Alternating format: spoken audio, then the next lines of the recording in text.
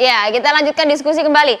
Mas, tadi Mas Santo sudah jelaskan panjang lebar bagaimana juga tentang dinamika elektoral. Apakah ini yang kemudian menjadi pertimbangan Pak Jokowi juga untuk, ya kalau bisa kita katakan bermain dua kaki itu tadi? Ya, saya kira pertimbangannya nggak hanya dinamika elektoral. Dinamika elektoral itu pasti ya. Gini, posisi Pak Jokowi itu kita harus lihatnya dari posisi Pak Jokowi. Dan itu menjadi sumber pengaruh kekuasaan Pak Jokowi juga. Yang pertama kan dia presiden. Itu jelas, presiden di sini juga dalam posisi, dia ini juga ketua koalisi partai kan gitu. Jadi pengaruhnya juga termasuk saya kira kepada pimpinan-pimpinan partai yang sekarang juga ada di sekeliling di kementerian gitu ya. Kemudian juga selain itu Pak Jokowi kan kepala negara juga ada dalam struktur birokrasi pemerintahan pusat sampai daerah. Itu yang kedua. Nah yang ketiga juga ini kaitannya dengan Pak Jokowi itu juga dipilih mendapatkan legitimasi kan dari masyarakat dan bertanggungjawabkan kinerjanya. Sehingga angka approval rating Pak Jokowi itu menjadi basis legitimasi Pak Jokowi. Ya kan, sampai hari ini kayak kemarin Kompas berapa itu 70,1% ya approval ratingnya. Dan dari angka itu kan berapa persen yang mendukung misalnya para capres hari ini yang nama-nama itu. Jadi ini yang saya kira menjadi basis salah satunya kenapa Pak Jokowi itu naturalis, secara natural itu sebenarnya dalam posisi juga kingmaker. Kenapa? Karena sentralitas posisi dia ini di tengah sumber-sumber kekuasaan yang melingkupinya kan gitu. Nah ini yang saya kira juga selalu dinamikanya akan bergeser terus menerus.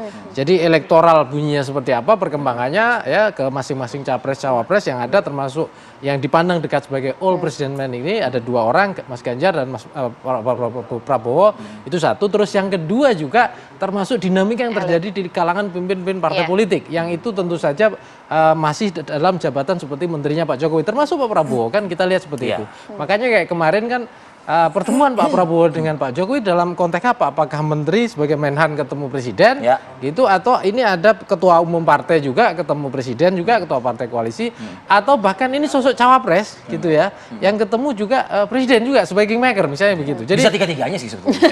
Memungkinkan juga itu memungkinkan. Ya, jadi kan akan munculkan interpretasi itu Maria sama Ari kan gitu. Oke, saya juga ingin mengajak Mas Nyarwi, Mas Hanta juga untuk menyimak nih. Jadi Gibran pun juga sudah menyampaikan klarifikasi ya, usai menjalani pemanggilan sekaligus pemeriksaan di DPP PDI Perjuangan. Kita simak pernyataan atau kutipan Gibran Rakabuming Raka berikut ini.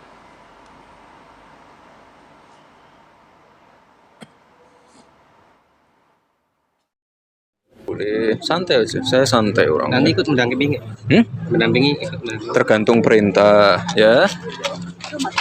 Apakah sama akan seperti treatmentnya kemarin sama Pak Prabowo juga ketika pertemuannya nanti? Semua perintah dari Bu Ketua Umum, dari Pak Ganjar selaku capres dari PDI Perjuangan, pokoknya aku manut bae.